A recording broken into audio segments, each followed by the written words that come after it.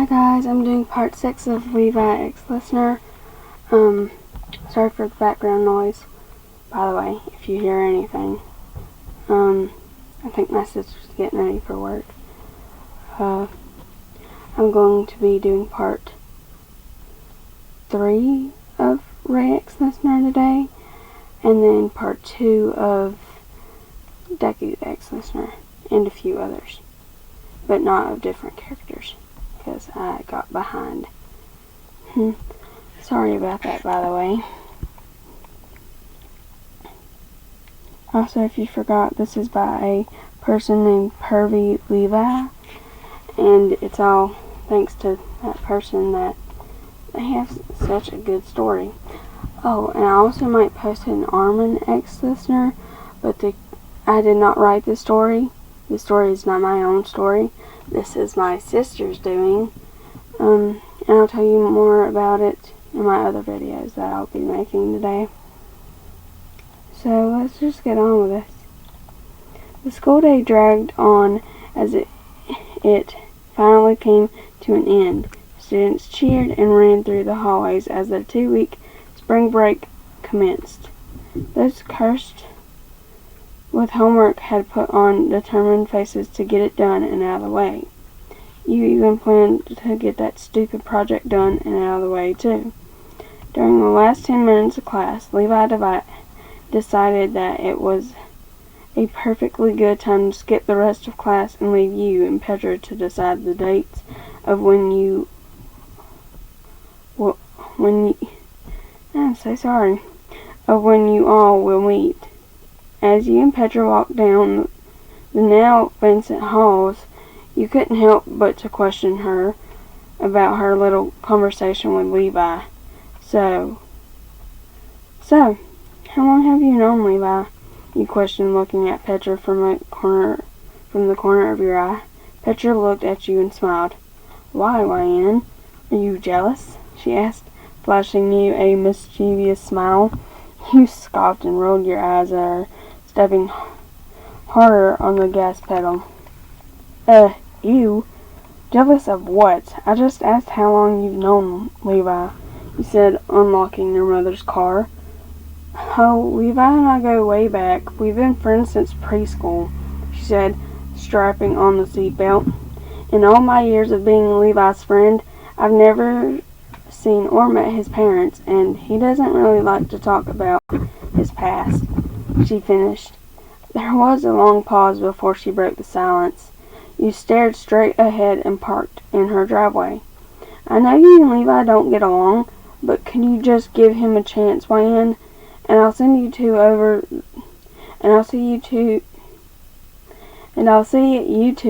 the weekend, okay? She stated, getting out of the car. Yeah, bye. You backed out and headed home. It had gotten darker, and the rain clouds had gathered, promising a thunderstorm. You were speeding down no man's land as the first few drops of rain began to fall. You loved the rain, but you hated being caught in it. You turned on your brights and noticed a figure walking down the Vincent Street. You started to slow down to take a better peek at the stranger. As you pulled closer, you recognized who it was. Levi. He looked beaten and worn out, and obviously in a panic. You stopped your car and grabbed your mom's spare umbrella before getting out. Levi, what are you doing out here? You approached him and set the umbrella over his head. You stared at Levi as he continued to look at everything except you. Levi, shut the hell up and get in the dang car already. Shut the hell up and get in the dang car now, YN. He shoved you in the passenger seat and got in the driver's side. Hey, who the hell? YN, shut the frick up, he yelled at you as he slammed on the gas pedal. What the actual frick? What the hell does he think he's doing? Levi, what are you doing? You questioned. You somehow managed to put a lot of distance between you and Levi in the front seat as possible. Levi stared straight ahead and kept his gaze on the road. He slowed down a bit as the rain had gotten heavier. Levi, please. You're a real pain in the butt. You know that, right, Wayne?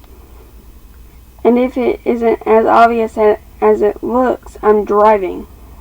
"No crap, smart butt. I mean, why were you walking down the road in the first place?" He hesitated and swallowed hard before answering you. "Titans," Levi spoke, not taking his eyes off the road. Titans, an infamous brood of dangerous thugs and gangsters." What the hell was Levi doing with them anyway? You stared off into the rain and thought long and hard about what he just said. Well, Wyan, Levi being a little criminal himself, why else would he not be involved with those kind of people? You felt Levi's eyes on you as he drove quickly down the Vaccant Road. Sorry if I say that weird. Smack dab in the middle of the forest. You had no choice but to go through it. It was the only way home and the only way to the market from where you lived. "I'm not with them, if that's what you're thinking," he said. His voice was more reassuring than it normally was before. He began to slow down as you two neared your town. "Ah, civilization," he joked. Levi was trying to eliminate the awkward silence between you two, but it only made the silence even more awkward than before. If you're not with them, then who are you with?" you questioned. You managed to gather enough courage to ask him. Everything happened all so very fast. Finding him walking down the road, soaking wet and injured, and then he forced you back into the car. He dominated you. "Well, Princess, you are a smart chick. Tell me, who do you think that I'm with?" he asked with a hint of amusement in his voice. "Well, crap, I don't know. Some sick-butt vigilante group, I guess," you thought to yourself. "I'm the captain of the Scouts," he said bluntly. Your eyes grew wide in complete shock and fear. You were sitting in the car with the infamous Captain Levi, one of the most deadliest thugs known. The wings of freedom is their insignia, significancy. I'm so sorry. Signifying their gang and those in it. More like vigilantes. They had various names: the Recon and Survey, MP, and Greenhorns. With Greenhorns being the fresh meat of the whole pack, they suffered great losses. "Oi, Princess, what the hell were you doing in no man's land anyway? That's Titan territory. They could have killed you." "I had to go to the store." "Why the hell were you in Titan territory?" you snapped back. "Taking care of business." "Oh, and I guess that you were taking care of business when you decided to skip the rest of class, leaving Petra and I to do all the work too, huh?" "To answer your question, yes," Levi replied before driving off again. A good girl like you shouldn't even be in this predicament. I should have just driven past him and left him back there. I'm still pissed at him from earlier." "No, Wyan, that's a kid move and it's mean. So, what difference does it make? You don't even like him, so why the hell should you even care?" "Princess, you're at home," Levi said, snapping you out of your mental monologue. You furrowed your eyebrows in confusion, shock, and fear. "Levi, I never told you where I lived. And your point? Is this not your house?" "How the hell?" "You idiot! Do you not remember forwarding your address to all your friends to that party you threw before school started? Fletcher sent it to me and I still have it." "Crap. Wyan, everyone was there.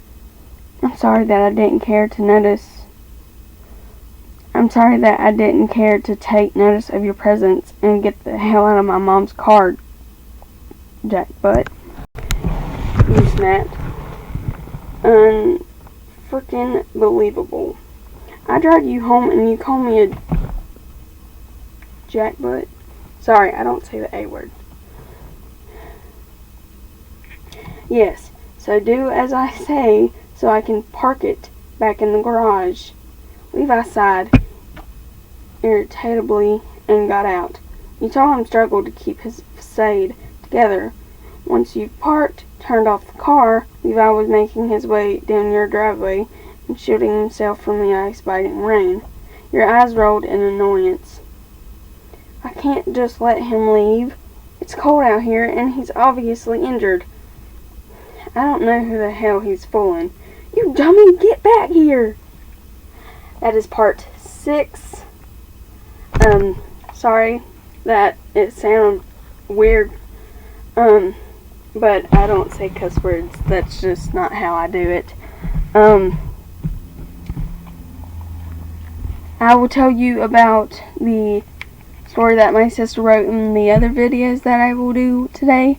Because I have a few others that I have to do. So, I'm going to go. Bye, guys.